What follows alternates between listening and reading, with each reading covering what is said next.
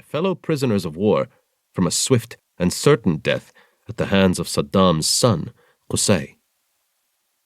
Our friendship has grown since that time, and I have learned firsthand of Hormuz Sada's remarkable journey.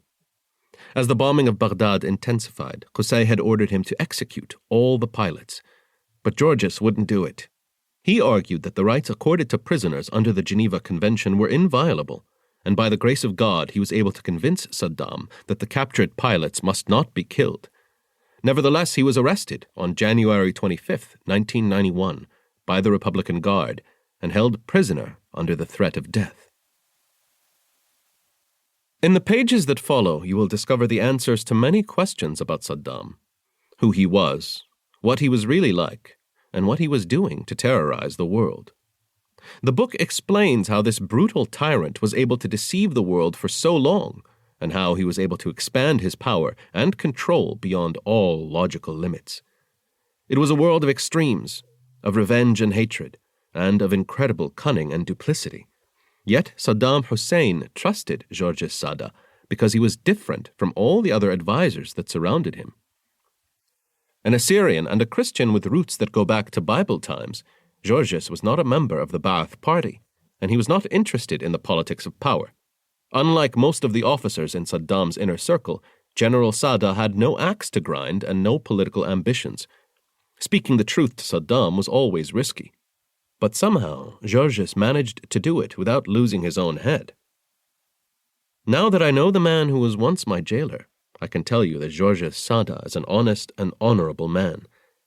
As senior advisor to the National Security Council of the new government in Iraq, he had been recognized in his own country and by leaders in many countries as a man of remarkable character. He is a man of his word, and the word lives in him.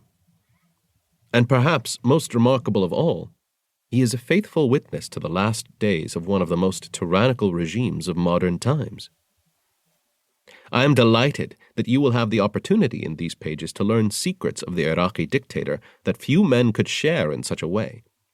By coming forward now, not because he sought to tell this story, but because he was persuaded to do so by others, he has again put his own life at risk. It takes enormous courage to do something like this, but being too transparent in naming names, he could also put the lives of others at risk, and this is why he has chosen not to give the names of his family members and certain others in this account. As a fighter pilot myself, I also recognize another characteristic in Hormuz that may need some explaining to an American audience. General Sada is a true son of the Middle East. He doesn't mince words, and he speaks of his exploits as a pilot, a military officer, a top advisor, and now as a leader in the peace and reconciliation movement with a directness that may at first seem brash or boastful. But I can assure you he is a gentleman in every sense of the word, and I hope you will find the candor and directness of his words refreshing. Whenever I've been asked to speak about my experiences in the Gulf War, I often say that I harbor no ill will for the Iraqi people. We were at war, and I fully appreciate the situation they were in. Today, I respect the people of Iraq for what they've endured, and I understand the degree to which Saddam had corrupted everything he touched. As Hormuz Sada puts it, Saddam was a genius at doing evil, and for a time he transformed that nation into an evil empire.